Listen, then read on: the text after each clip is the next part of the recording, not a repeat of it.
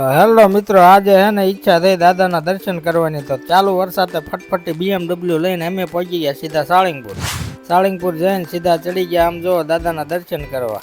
અહીંયા તો ઝરમર વરસાદ વરસતો તો જામો પડી ગયો. આપણને મજા આવી, નાહવાની મજા આવી, દર્શન કરવાની મજા આવી.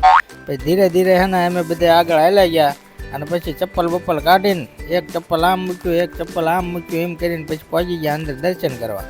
દર્શન કરીને પછી બહાર નીકળ્યા, આમ જોયું બધી કોઈ માણા વરસાદ તો ભૂકા કાઢા, આમ તો સોતરા કાઢી નાખ્યા એવો વરસાદ પડ્યો.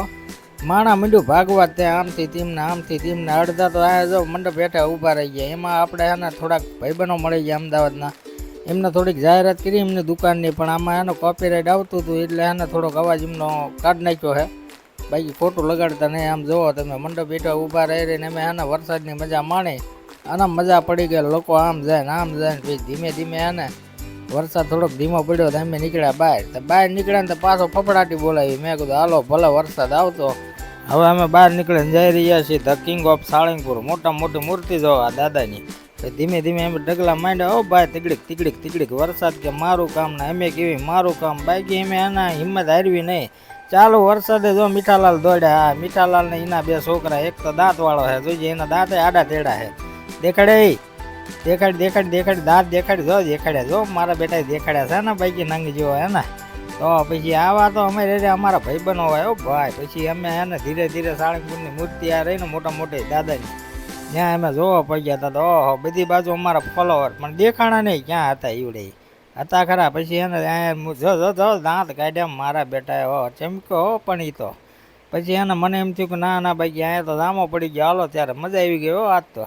પછી એને ભૂખ લાગી હતી ને પછી હમણાં જમવા જવાની તૈયારી કરીને પછી મને એમ થયું ના ગોપરોનો છે ને એકવાર ટેસ્ટ કરી લેવી. પછી ગોપરાને નાખ્યો પાણીમાં અને કર્યો વોટરપ્રૂફ ટેસ્ટ. હા જામો આમ મને તો આનંદ થઈ ગયો કે ના મારો બેટો ચાલુ વરસાદમાં સારો કામ કરે હો. બાકી પાણીમાં ડૂબાડ્યો તો કંઈ થાય નહીં. પછી ધીમે મીંડ્યા એમ હાલો. ભૂખ લાગી હતી મેં કીધું હાલો મીઠાલાલ આપણે કંઈક પાણીપુરી ઝાપટવી. પછી અમે પહોંચી ગયા સીધા દોડતા પાણીપુરીને લારીઓ હતી ને એ બાજુ અમે હાલવા જ માંડ્યા. હા નાસ્તાની લાઈનમાં આવ્યા ને તા તો આ દાદા મને ઓળખી ગયા. મને કે આવો વિડીયો વાળા ભાઈ આવ્યા. આમ જો બધા માણાને ભેગા કર્યા ને આમ દાદાએ આમ જમાવટ પાડી દીધી. મને કે ચા પીધા વગર જવાનું જ નથી. પરાણે ચા પાઈ એમની આ હોટલ હે વીર મારુતિ. અને એ ગલીમાં આમ તો બધા આપણા ફોલોવરને બધા આપણને ઓળખતા હતા. આમ એટલું દિલ ખુશ થઈ ગયું ને કે ના બાકી એમ વિડીયોની એને સફળતા મળે ખરી હો. પછી અમે ધીરે ધીરે ગલીમાં ગયા ને બધા અમને ઓળખતા હતા. બધા બોલાવવા માંડ્યા. ઓલા કે હે ભાઈ અહીંયા આવો, અમારા ત્યાં આવો. અને કોઈ બી જગ્યાએ એમ જ આવીને તો એમ કે પૈસા નહીં લેવી. પરાણે અમને એને ઠૂસીને ખવડાવીને આમ જામો પડી ગયો.